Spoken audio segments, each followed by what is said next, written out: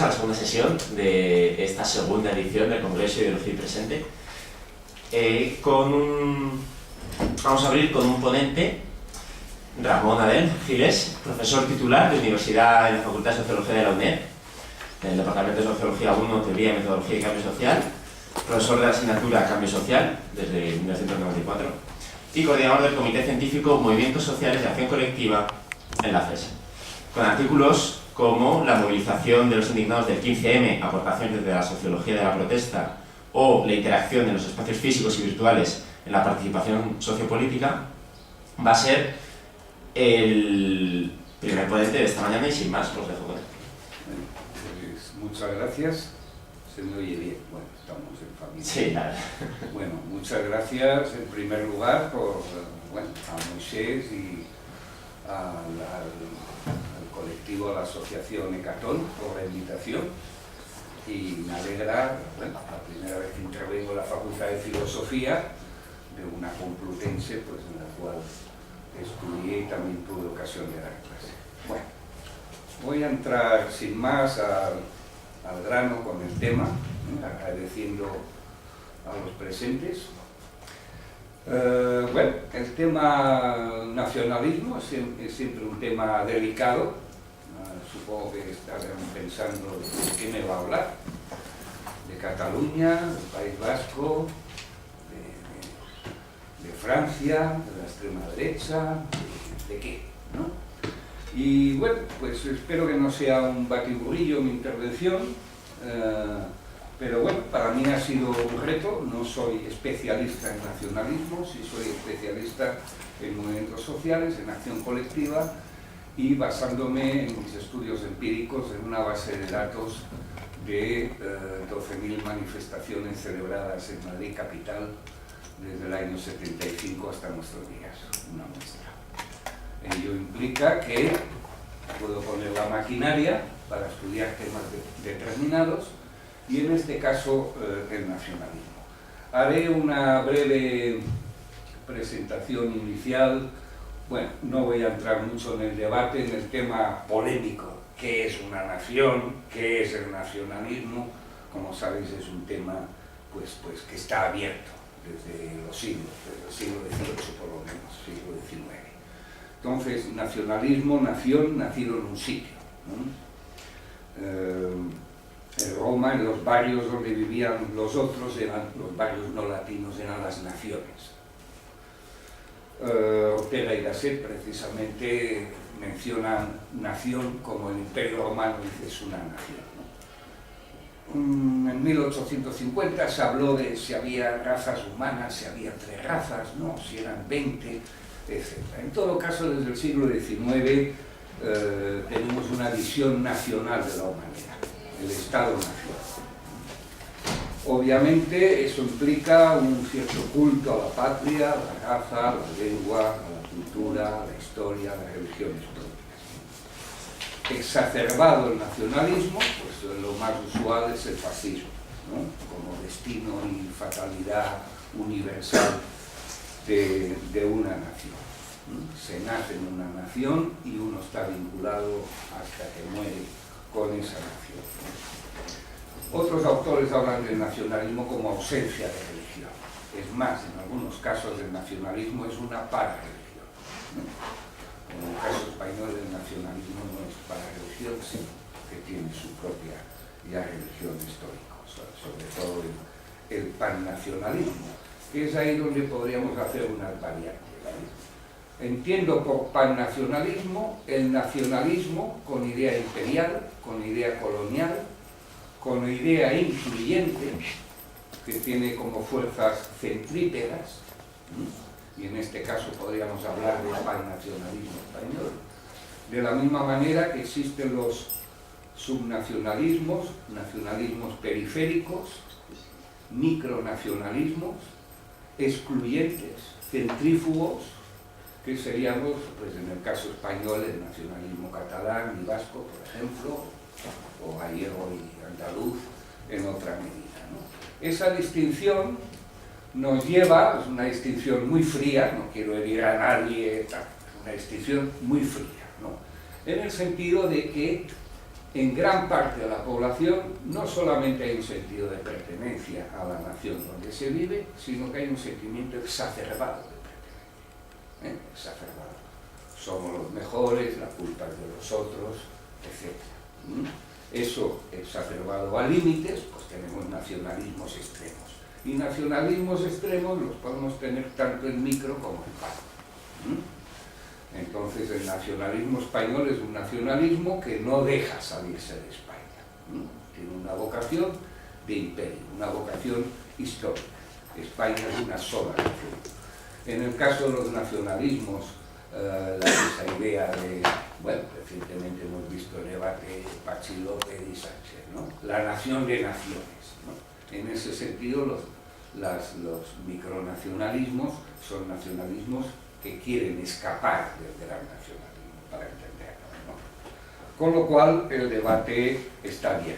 En todo caso, el nacionalismo, la nación, es un sentimiento de pertenencia identitario muy lógico de la ciudadanía y que va unido a otros elementos que incluyen el término de nación en su sentido ya real, que es un Estado, una soberanía, un ejército, una moneda, una bandera, etc. Y una cultura común. Creo que en España, por desgracia, en los últimos 40 años no se ha trabajado esa idea de qué es España, qué es nación, etc. Y todo eso lo vamos a ir viendo ahora, sobre todo en la movilización, en el uso del término España, etc. Y yo creo que es ahí donde está el interés de este estudio. Pensemos, cuando me refiero a esa españolidad no exacerbada, sino españolidad de la nación donde he nacido, yo eso lo llamaría la matria.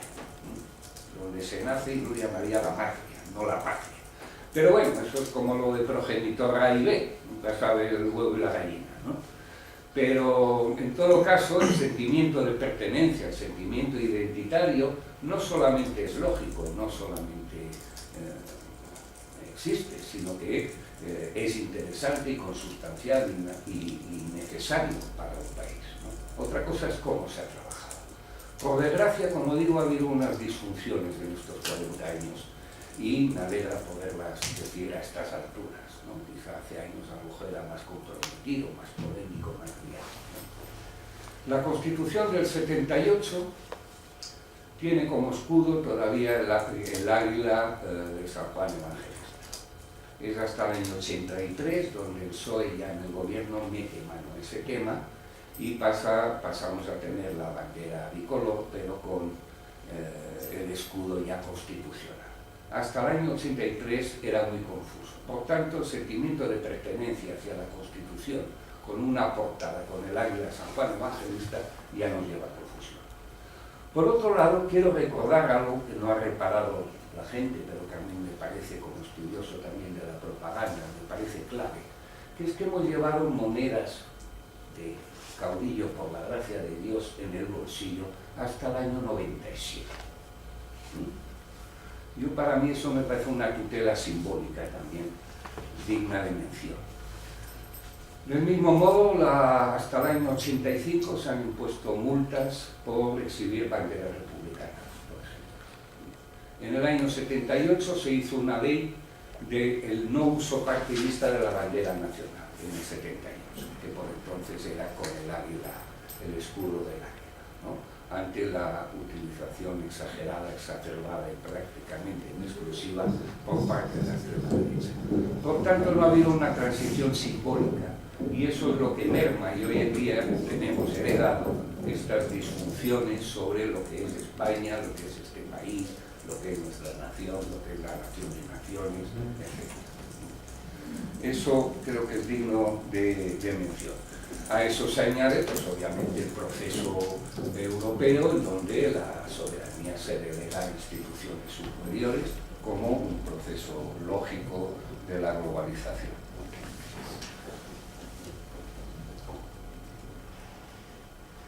Entonces, si tenemos en cuenta que sea en Madrid, sea en Barcelona, sea en el País Vasco, sea en Sevilla, hay un quantum de movilización nacionalista. ¿De qué nacionalismo hablamos? Obviamente, en Cataluña, las movilizaciones nacionalistas son las movilizaciones independentistas, que usualmente en el último periodo, de los últimos 5 años, pues puede ser un 15% de las convocatorias de movilizaciones o manifestaciones que se celebran, arrastrando en torno a un 20% del total de manifestantes años, por ejemplo, en el caso de Barcelona. En el caso del País Vasco es un poco mayor y algunos estudios añaden a las movilizaciones nacionalistas las movilizaciones de apoyo a presos de ETA, ¿no? Que no piden la independencia, pero que podrían asignarse como del ámbito, creo yo, bastante indiscutible también, del nacionalismo, micronacionalismo de carácter centrífugo. Claro, lo que llamaríamos nacionalismo español en el caso de Cataluña o País Vasco es mínimo. Del mismo modo tenemos la paradoja, ¿no? Igual que digo que hay movilizaciones nacionalistas en todos lados, en el caso de Madrid, claro, tenemos una peculiaridad. Hay muy poca movilización nacionalista castellana o madrileña, para entendernos, prácticamente nula. El barrio de Vicálvaro pidiendo la secesión del Ayuntamiento de Madrid. Bueno.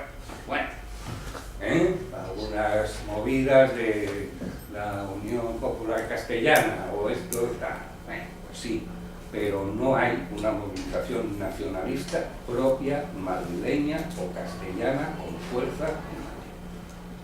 Por otro lado, sí tenemos una importación de conflicto, por ser la capital del Estado, por estar geográficamente en medio y ser la sede de ministerios, tribunales, etc. Si hay una cierta peregrinación anual, no relevante, pero constante, de autobuses a la audiencia para arropar a detenidos de ETA o recientemente los encausados en el proceso, ¿no? Pues ahí hay una importación de movilizaciones micronacionalistas, por así decir, en Madrid. Pero esa necesidad identitaria, donde no hay movilizaciones propias nacionalistas, País Vasco, Cataluña, Galicia y algo Andalucía, donde no se da ese caso, es sustituido por un quantum de movilizaciones nacionalistas pannacionalistas. O sea, españolas exacerbadas, o lo que llamaríamos extrema derecha, grupos conservadores, etc.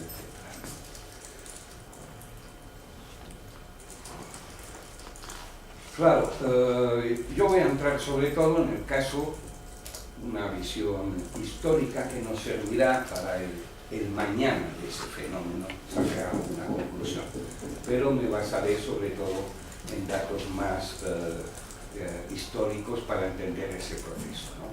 Hay, dentro de lo que llamaríamos el españolismo exacerbado, está la extrema derecha, movimientos conservadores, movimientos corporativos, que sería la antítesis del movimiento sindical, o sea, sindicalistas, empresarios, etc.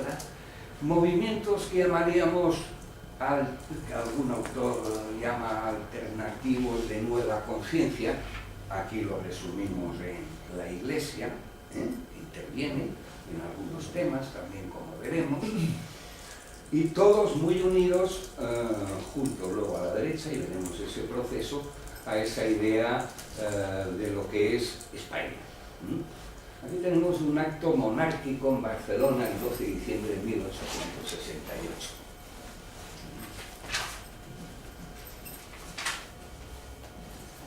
Piden soberanía nacional, sufragio, etc. En paralelo, aquí tenemos en el mismo año, en la Puerta del Sol, un hueco grabado de recogida de firmas para pedir la abolición de la esclavitud. Que esas batallas, ricos, pobres, derechas, izquierdas, los de arriba, los de abajo, etc., son constantes, ¿no? Si hablamos de la idea esa españolista exacerbada o de extrema derecha o conservadora, bueno, pues ya tenemos el papel de la seda, ¿no? Durante la República y durante la Guerra Civil. Claro, luego tenemos lo que se ha llamado un movimiento nacional. Yo soy estudioso en movimientos sociales y movilización. Y en movimientos sociales soy consciente que están los ecologistas, los pacifistas, feministas, vecinales, sindicatos, una banda. A la vez que hay unas ideologías políticas que por convención, en las encuestas, aunque tienen ya una debilidad simbólica evidente, esa idea de usted derecha, de izquierda, la autodefinición política, que como digo cada vez es más débil, ¿no? Entonces aquí tenemos la paradoja del movimiento nacional, el partido único, que el movimiento nacional se define, como su nombre indica, por el movilismo. Ya sé que suena a paradoja, pero es así, hay frases así que es creer o no creer, ¿no? El movimiento nacional resulta que era lo más inmóvil que había, la mezcla de los partidos, la falange, etc., ¿no? Carlistas, tradicionalistas, jóvenes, etc., y el aparato nacional católico, que fue la gran aportación, que llamamos el nacional catolicismo. Entonces el movimiento nacional, en este caso, es un movimiento inmovilista, ¿no? Con una simbología, bueno, estamos en el ámbito universitario, se pueden enseñar esas cosas, no sé si están ya prohibidas o no, nos entendemos, ¿no? Una simbología que nos hemos hartado durante 40 años a vivirla, a verla, ¿no? A sufrirla, y que luego, pues con la democracia ha tenido sus vaivienes. En este caso, pues aquí tenemos hasta la Cruz de los Caídos, la de los Caídos, que está muy al día. Bueno, el movimiento nacional como movilización de cara a la gente, ¿qué hacía? La Plaza Oriente. Ese es el día señalado, Era el 1 de octubre, etc. Se hizo en distintas fechas, y luego ya en la transición es el 20 de noviembre, como gran fecha. Es verdad que la extrema derecha tiene otras fechas, el 1 de abril, el 18 de julio, tiene distintas fechas, el 28 de octubre, el 2 de febrero, según qué cosa hacer. Pero esa es la central, que viene con la tradición franquista de reunirse en la Plaza de Oriente. Esta es una foto aérea espectacular, e inédita, de la Plaza de Oriente del año 78. Yo creo que está hecha con helicóptero. Alguien me ha dicho que por satélite. Yo creo que por helicóptero. Claro, la polémica eran las movilizaciones del millón. 1 millón de españoles. Ese autobús, bocadillo, que se iba luego al Corte Inglés, daba mucho juego el venir a Madrid 1 millón o 2 al año. De ese millón, un estudio del país sacó que eran 248.000. En el caso del año 78, podríamos decir que ahí hay 138.500 personas que representan a España. En el año 80, el 23 de noviembre, tenemos otra movilización, sin duda masivas. En el año 97, aquí ya vemos que la cosa cambia. Y podríamos hablar de 2.000 personas. 1.500, 2.000 personas. Ahora, a día de hoy, son unas 300 personas. O sea que se ha pasado de reunir a 300.000 personas a pasar a 3.000.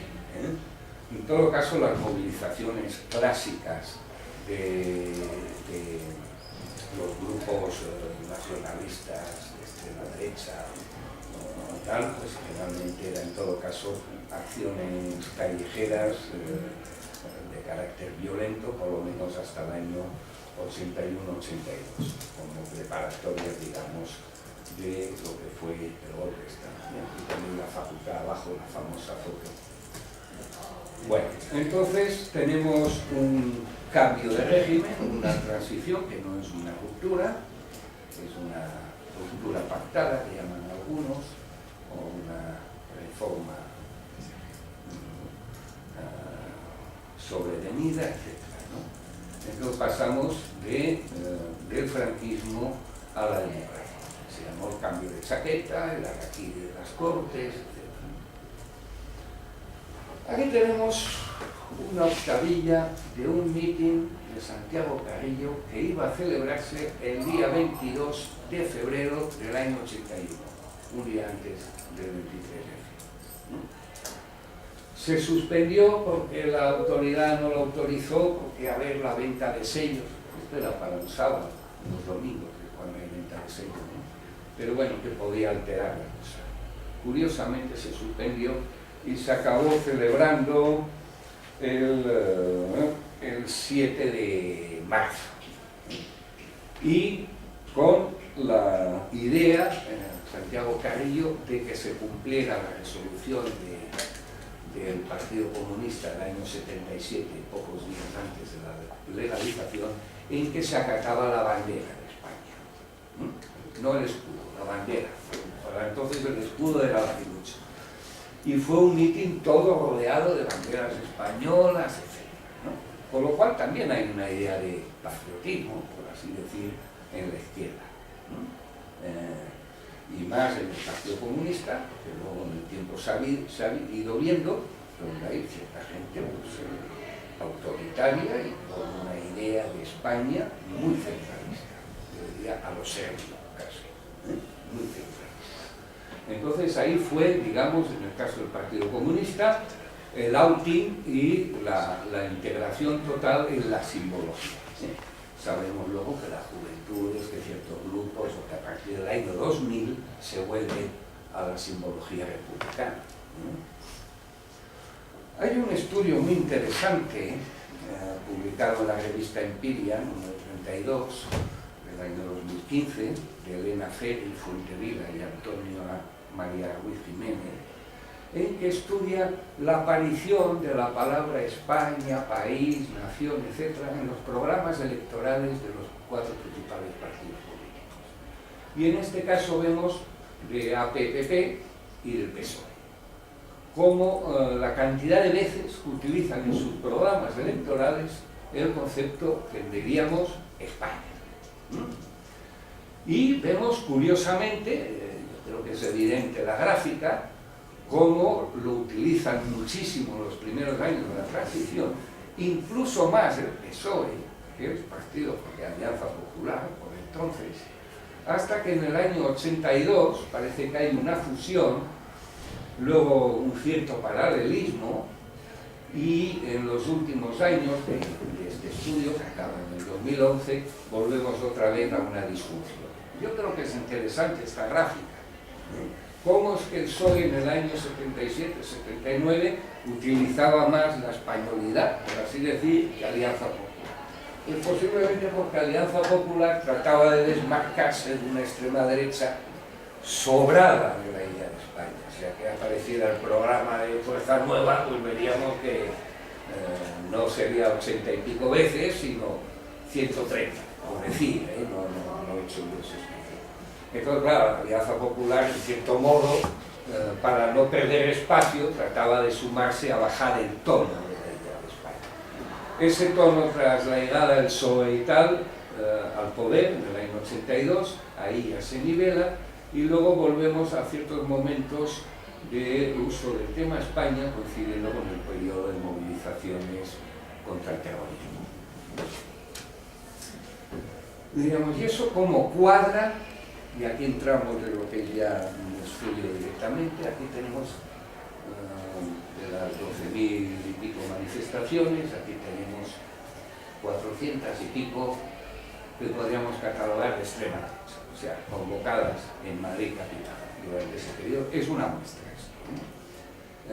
Es decir, que se escapan algunas, pero la línea roja indicaría el número de convocatorias al año, que vemos a la izquierda las categorías, ha llegado pues a 20 convocatorias al año, que luego a lo mejor han sido 30, pero las 20 aquí se recogen las más visibles, ¿no?, que se han podido realizar. Y la raya azul intermitente indica el número de asistentes. Como vemos, podríamos decir que a partir del año 87-88 desaparece la extrema derecha en lo que es las movilizaciones de la calle, a nivel numérico, no así a nivel convocatorias. Pero las convocatorias las decide un partido, la asistencia la decir la conectividad del tiempo, o la sintonía con la causa, eso ya es otro elemento. Y entonces aquí vemos ese proceso. Claro, decimos, ¿y cómo es que desaparece el manifestante de extrema derecha de repente? Principalmente desde el 82, con algo de repunte, sobre todo desde el 89. Pues claro, también hay un proceso en que, tras el 23F fallido, digamos, para la extrema derecha, se entra en un proceso, yo diría, de moderación ideológica, de cambio de estrategia, ante una democracia pues, que se va consolidando y donde hay un rechazo por exageración, por años vividos, etcétera, de la simbología, rechazo digo, en la población en general, de la simbología exacerbada de la idea de España. Hay un punto, claro, la transición, hay tantas manifestaciones que llega un momento que hasta la propia Alianza Popular llama manifestación popular, una parejita, ¿no? O sea, nos olvidamos de las masas, de la estrategia de masas y pasamos a una idea más elitista. Esto es una pegatina de la época, pero que veáis qué contraste hay, por ejemplo, de esto con el folleto del Partido Popular del año 2004, las elecciones, que era toda España llena de gente, y al final se convirtió en un flash mob el 13 de marzo del 2004 y se le giró esa España de gente, se le giró electoralmente con el quién ha sido de los atentados de Atocha, ¿no? Bueno, pues hay una etapa lunar que se va caracterizando por el tema de la movilización contra el terrorismo. Una movilización que empieza en el año 96, Tomás y Valiente, 97, Miguel Ángel Blanco, y luego de forma más o menos unitaria hasta el año 2005, que hay una manifestación con un intento de agresión a Pepe Bono, y entonces se rompe esa cierta unidad de acción, ¿no? Esas movilizaciones hasta el 2005 son una cierta unidad de acción unitaria, institucional, etcétera, con la clara voluntad de que ETA dejase de matar. Bueno, con el tiempo así ha sido. Ojalá la movilización ciudadana hubiera sido el motivo de que ETA hubiera dejado de tramar. Ha contribuido a ello. Otra cosa es que hemos estado 10 años con una idea de España muy unida al tema del terrorismo y a la vez muy unida a grupos de apoyo de extrema derecha reconvertidos de esa otra etapa que... Y yo eso lo digo así, luego lo discutimos si queréis, yo no digo que eso sea bueno o malo, yo digo lo que en ese sentido pues he observado, ¿no? Y claro, a partir de ese momento que se rompe esa unidad de acción, aquí tenemos un montón de movilizaciones, que si la VT, que si la CVT, que si Fonodermo, etc., que digamos han unido la idea de Partido Popular, España, terrorismo, orden, patriotismo, etc. Y el que cuestionase esa visión unitaria, como diría Aznar, en una fina línea entre los que están contra el terrorismo y los que están a favor. Ese era el discurso.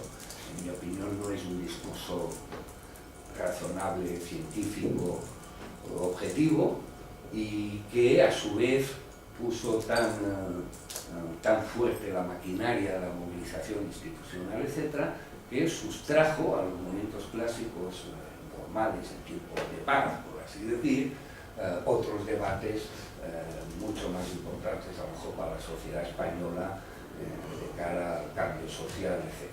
Digamos que en esta etapa no se trabajó la cultura política democrática en este país.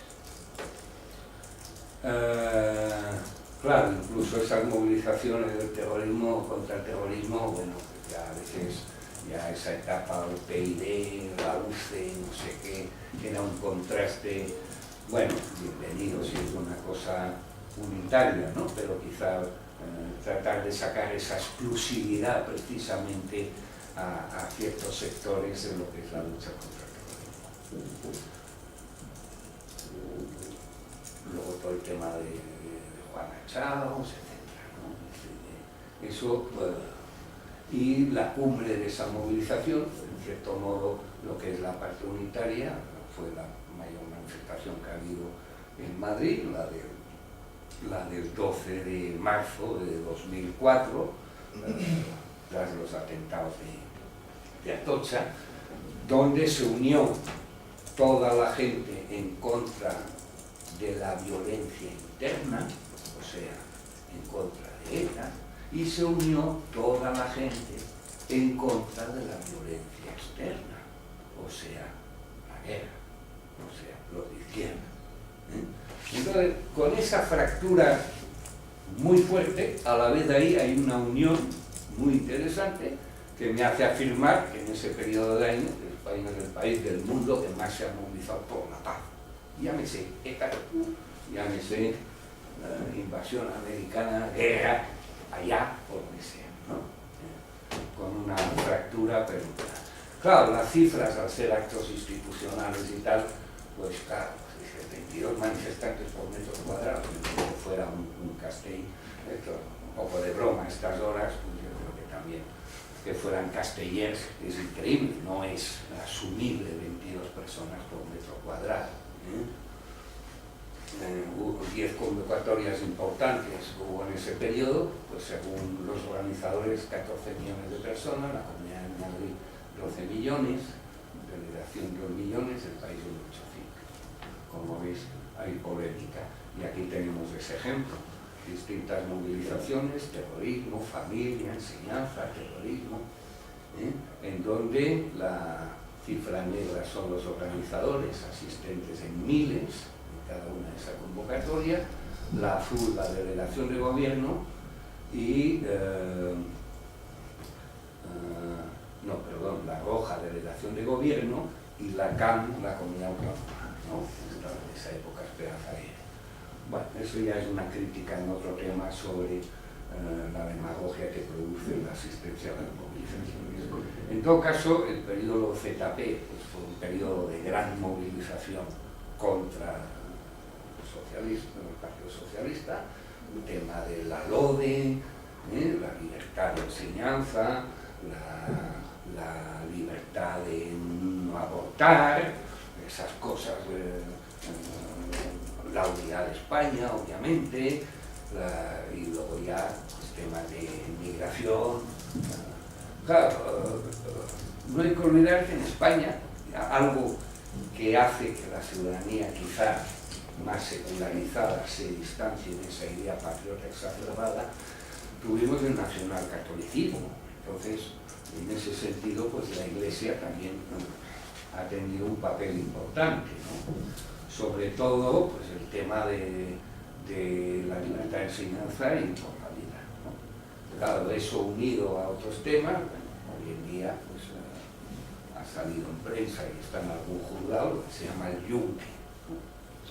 La palabra maldita del yunque, en donde estarían los intereses de sectores corporativos, sectores de la Iglesia, sectores del Opus Dei, algunos ministerios, etcétera, agentes, ámbitos, pues para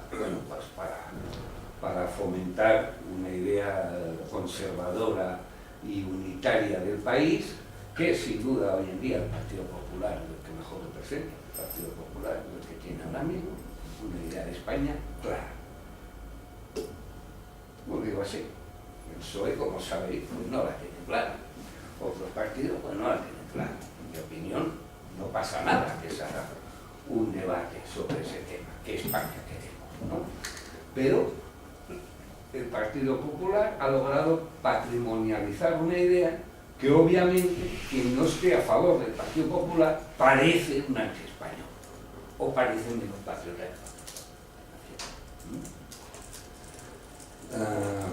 Aquí tenemos esas movilizaciones a las que me refería, en donde la Iglesia financia, organiza y participa con una dirección también bien clara con otros grupos conservadores.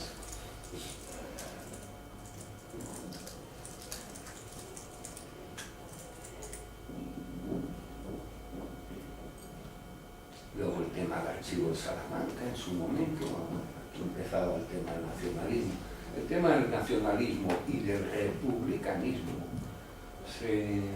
se dispara a partir del año 2000-2004. Antes no. Como he dicho, ha habido multas por exhibir banderas republicanas en manifestaciones hasta el año 85. En el 89, uno del Partido Comunista Marxista-Leninista, el 1 de mayo, va y pone una en la ciudad. ¡Guau! ¡Qué subversivo! Hoy en día, pues ya las veis en ciertas ocasiones, el 14 de abril, el 6 de diciembre, etc., pues son ya, están asumidas. Pero claro, aquí entramos en un problema clave también.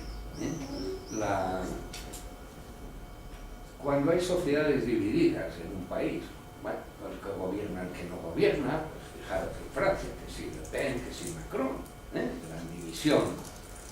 Pero tanto en un mitin de unos como de otros aparece la bandera francesa.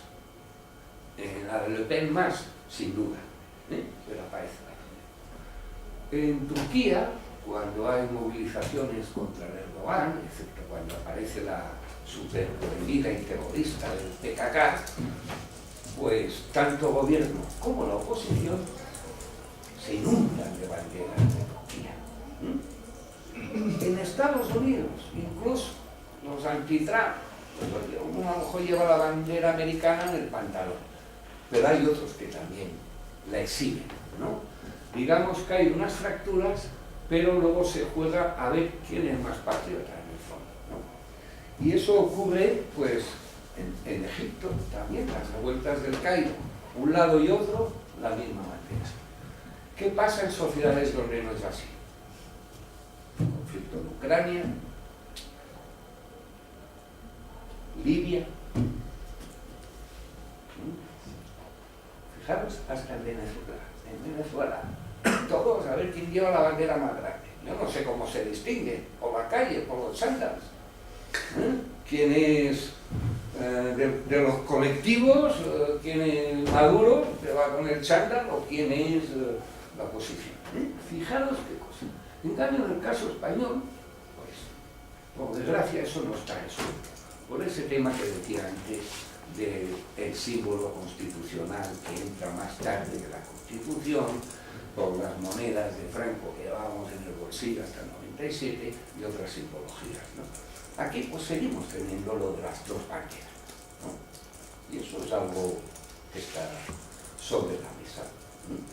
Hay algunos así unitarios, ¿no? Una república, pero con los colores nacionales. Eso sí lo aceptaría el ejército, porque monárquicos tampoco hay tantos en este país, Pero, bueno, eso es un debate de símbolos, pero fijaros del calado que tiene, ¿no? Y como digo, pues cuando esos símbolos son de fractura, pues entonces, en todo caso, bueno, actos de estos por la unidad de España, que voy acabando ya porque aquí el tema corporativo, ¿no? Esa neoderecha, esos intentos que ha habido Buenareos, Conde, Gil, son interesantes, son pequeños 15M dentro de la extrema derecha, para entendernos, pequeños big bangs de cambio de estilo. Este cartel de Ruiz Maqueo para mí es el cartel del futuro. Por desgracia, lo digo horrorizado.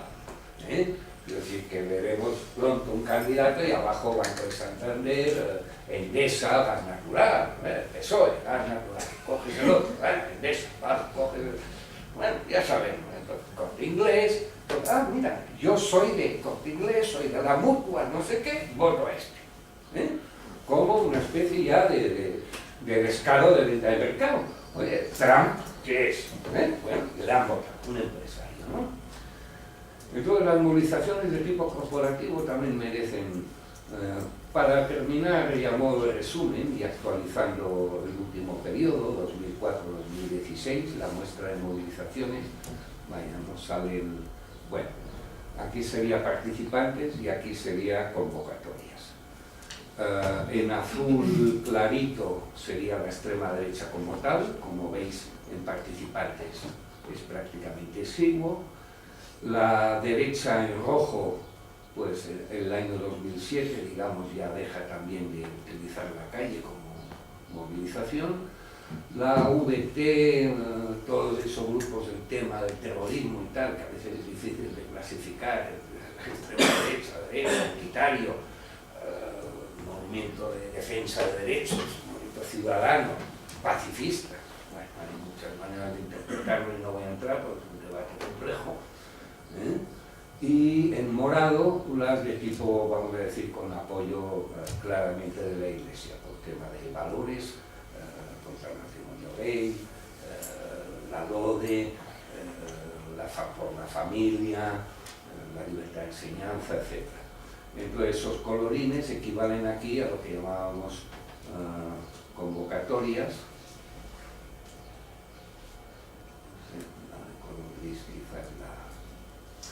Bueno, como digo, hay un debate simbólico mal resuelto.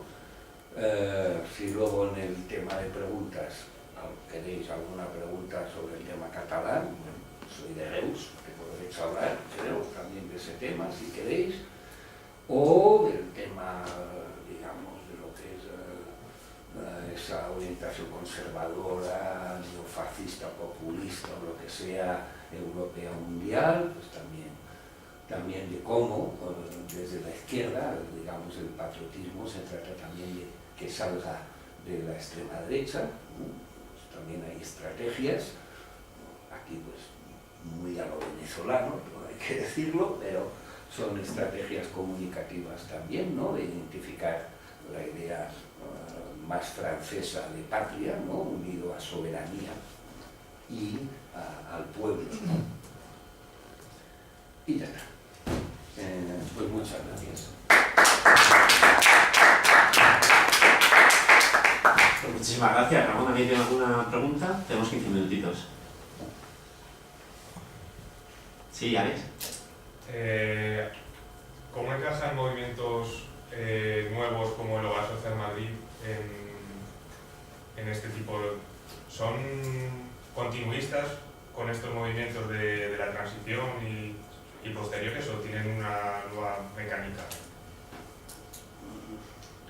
Bueno, yo he estudiado bastante el movimiento Ocupa y he tenido algunas polémicas con otros estudiosos. Yo digo, ¿cómo podemos llamar movimiento Ocupa si el ocupar es una herramienta, lo que se llama un repertorio de la acción? Imaginaos que a los sindicatos los llamásemos movimiento huelga y a otros movimiento asamblea, 15M, movimiento asamblea. ¿Qué estamos definiendo? ¿Por el repertorio o por una tradición? Para mí el movimiento Ocupa clásico es un movimiento juvenil, contestatario, contracultural, alternativo radical, etc. Que utiliza como elemento central la ocupación. Igual que los sindicatos, el mayo francés era los que ocupaban estudiantes, ¿de acuerdo? Pero también era la Renault, era una herramienta sindical. Con lo cual, definir a un movimiento por su forma de acción, pues a mí me parece un error. Decir movimiento scratch, no, porque es que ha habido scratches de gente de la derecha que ha hecho scratches también, entonces no puede ser.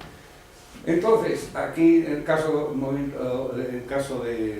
del Hogar Social Madrid, pues tendríamos un ejemplo de un grupo de extrema derecha que trata de desligarse del franquismo utilizando herramientas parecidas a los ocupas, con esa distinción de comedores de nacional y no nacional, pero un fenómeno que, bueno, se da desde finales de los 80 en Italia, Casa Paulo, y ahí está funcionado, y en cierto modo en Francia también se ha ido practicando. Pero claro, es una idea muy distinta a la de los restaurantes del corazón de Coluche, donde se había que comiera cualquiera, ¿no? Entonces son cosas difíciles de encajar cuando uno tiene, digamos, un esquema de estudio para un análisis de 40 años, ¿no? Son variantes generalmente circunstanciales que no van a más, etc., ¿no? Entonces, hay una tendencia de decir, bueno, los espacios ya no se cuestiona su propiedad, como se cuestionaba en los 90, el que lo ocupaba quería que fuera suyo, ahora se cuestiona el uso, sea público, sea privado, lo importante es el uso que se le dé. Y en las circunstancias de crisis en que estamos, pues parece que es una herramienta que no solamente el momento ocupa, sino el movimiento vecinal, el antiguo movimiento vecinal que lo ha pasado a ciudadano y que ahora ha pasado a ser una especie de PA 15M placita del barrio. O sea que hay una mezcla de estilos nuevos, contracultura, circunstancias de tal. Entonces, no sé, en los 90 también hubo un boom de organizaciones de extrema derecha con estética anarquista, con títulos de revista como Barricada, cosas así, y rojos y negros, dibujitos, citas de Bakunin, y luego eran grupos de extrema derecha, disfrazados, ¿no? Entonces, en ciertos momentos, en ciertos barrios, pues una persona de 14, 16 años, pues está con, perdón, al pelo de un calvo, para entrar o en un estilo o en otro. Y la estética es más o menos similar. La radicalidad momentista de ese momento, pues a lo mejor también muy similar. Luego podríamos decir, bueno, esas teorías, los extremos se tocan y tan bueno, pero filosóficamente hay unos fines muy distintos, ¿no? Unos son universalistas, por eso el patriotismo no suele encajar con los nacionalismos, ¿no? Porque tiene una idea. La izquierda tiene una idea universalista, en principio, aparte de los contenidos marcianos o lo que sea, que tanto asustan también a la extrema derecha, ¿no? Entonces son estrategias coyunturales. Sí, muy. Bueno, en primer lugar, muchas gracias por tu conferencia, la verdad es que he aprendido unas cuantas cosas. Y habría un montón de hilos de los que tirar, ¿no?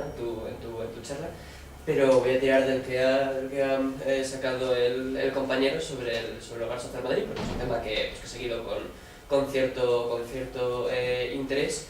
Y quería preguntarte, cuando uno estudia a esta gente, al Hogar Social Madrid, y ve digamos, cómo funciona, digamos, creo que se podría hacer un estudio muy interesante de psicología política, porque la gente que va a recibir alimentos de Hogar Social Madrid y luego hablas con ellos, digamos que es muy fácil que terminen admitiendo que algo de razón tendrán, dicen, cuando dicen aquello pues, de que los inmigrantes copan las ayudas y de que al fin y al cabo pues, los españoles están discriminados por el Estado español, que está copado por élites capitalistas, globalizadas, etcétera, etcétera, etcétera. Aún no llegan, digamos, pues la gente, digamos, que va a recibir alimentos al nivel de decir que es una conjura sionista, pero sí que, digamos, termina asumiendo parte de este nacionalismo, digamos, defensivo que bebe del resentimiento. Entonces me gustaría preguntarte a ti, como estudioso de los movimientos sociales, si este tipo de permeación se puede cancelar de alguna manera, si se puede redirigir hacia otro tipo de ideas, si esto es al menos posible hacerlo o esta gente, digamos, ya está completamente, a poco que aparezca una alternativa política con este discurso, digamos que se lo va a comprar completamente. Y también tirando de este hilo me gustaría que resolvieses un auténtico enigma, que es algo sobre el que también se han escrito algunos artículos en la prensa española, que es por qué no existe en España un partido pues como un Le Pen, un Víctor Orbán, un Nigel Farage, etcétera, etcétera.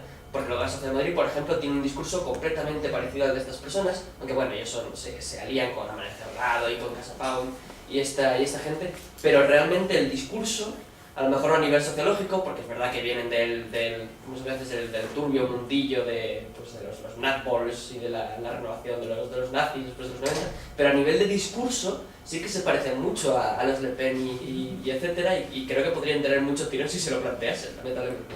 Así que me gustaría saber cuál es tu análisis. Bueno, sobre esa permeabilidad del caso, por ejemplo, del Hogar Social Madrid con gente que va ahí a coger alimentos, pues parece lógico, ¿no? En el sentido de que las realidades tienen más efectos que los discursos. Y el tener un comedor social, pues eso es una realidad, ¿no?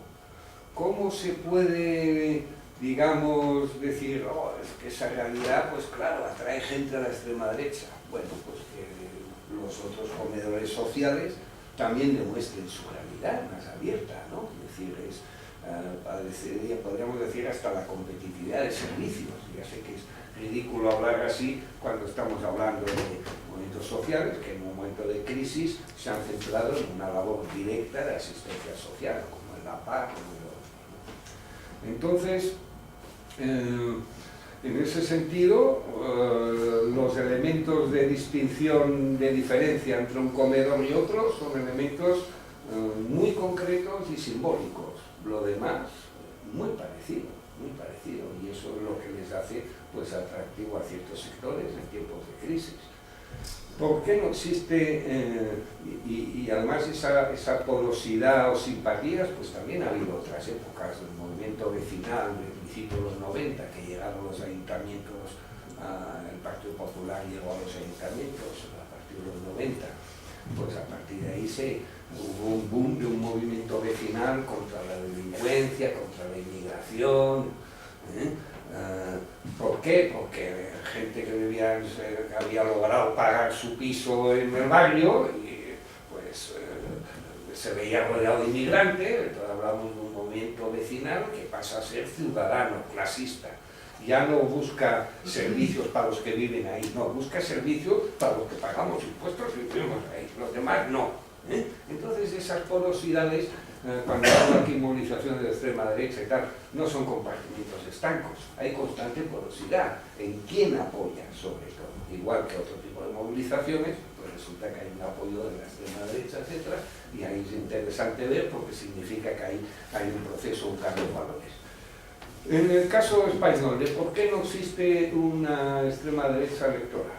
Por ejemplo, las últimas convocatorias hubo una especie de pool de organizaciones de extrema derecha que se presentaron con la candidatura, ni más ni menos, con el nombre de La España en Marcha. La España en Marcha, no suena a Francia en Marcha, a Macron. El lema de Macron de estas elecciones era la Francia en Marcha. Pues fijaros, la España en Marcha, en el 15 y el 16, pues están. Son grupos, pues si sumas todos los votos de extrema derecha de toda España en unas elecciones, pues puede llegar a 70.000, 80.000. La extrema derecha de las siglas de siempre. Luego alguien diría, hombre, es que un 10 o un 15% del voto del Partido Popular es de extrema derecha. Bueno, pues llamémoslo derecha moderada. Ese proceso que hemos visto de gente que, una vez olvidada la idea golpista, la idea de vuelta al franquismo, decide integrarse en la democracia, ¿no?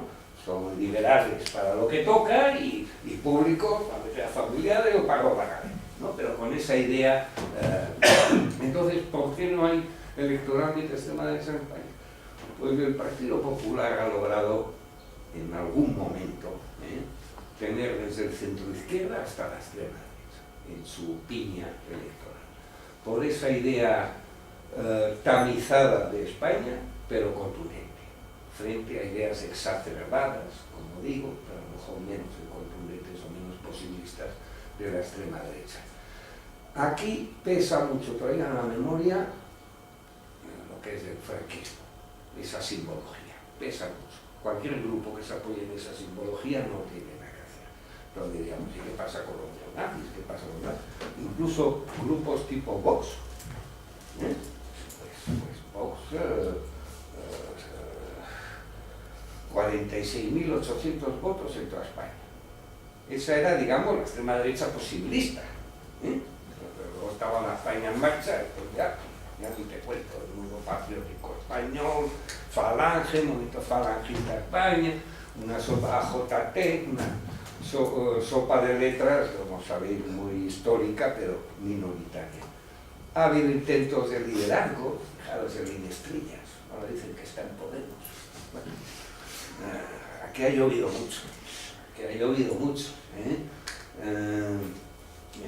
decir, que Podemos puede tener elementos muy atractivos para falangistas históricos no franquistas.